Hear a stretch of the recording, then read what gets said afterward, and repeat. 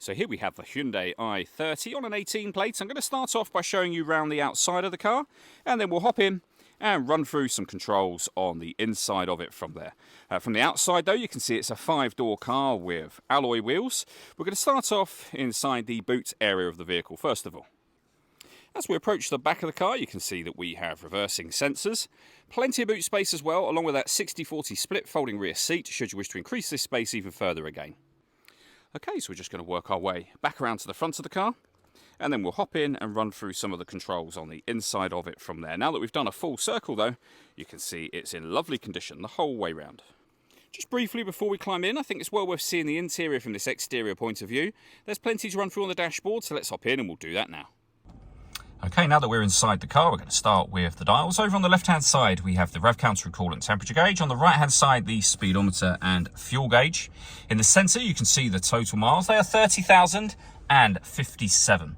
Above that, we have a trip computer. You can change that information for various things, including the digital readout for the speedometer you see there. There are other menus available to you as well, all of which are accessed using the buttons just here. We have our cruise control and speed limiter over there as well. Stereo and phone controls on the left-hand side, and then in the centre, the main screen for the car. So on here, you can access your satellite navigation. The sat-nav is a really nice, clear colour display, as you can see. Very, very easy system to use. We've also got a full colour reversing camera, as you can see. And then if we come back into here, this is where you'll pair up your phone. Once you've paired your phone, you can stream your music wirelessly via Bluetooth audio, as well as making and receiving phone calls, of course. This car has auxiliary and USB inputs as well. If you connect up your smartphone via USB, we have Android Auto or Apple CarPlay, depending on the phone that you have, and DAB, FM and AM radio as well. Working our way down from that, we have the dual zone climate control. You can adjust the passenger and driver temperature. You can increase and decrease the fan speed. You can determine what direction you'd like the air to be distributed in.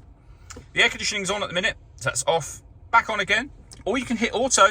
The car will now take control of the direction of the air and the fan speed to maintain the temperatures that you've asked for. You can manually override that whenever you wish to and put it back on your own settings here as well.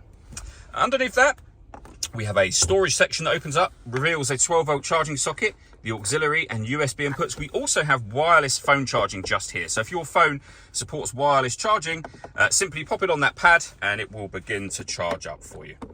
We have the 6-speed manual gearbox, heated driver's seat with 3 different heat settings, and the same just here for the passenger side. We can turn our parking sensors on and off from here. And we can turn off the stop and start. This car is designed to cut out when it's stationary in traffic, which in turn will save you fuel. The system is off when the light shows. All that leaves me to say is thank you for taking the time to watch this video.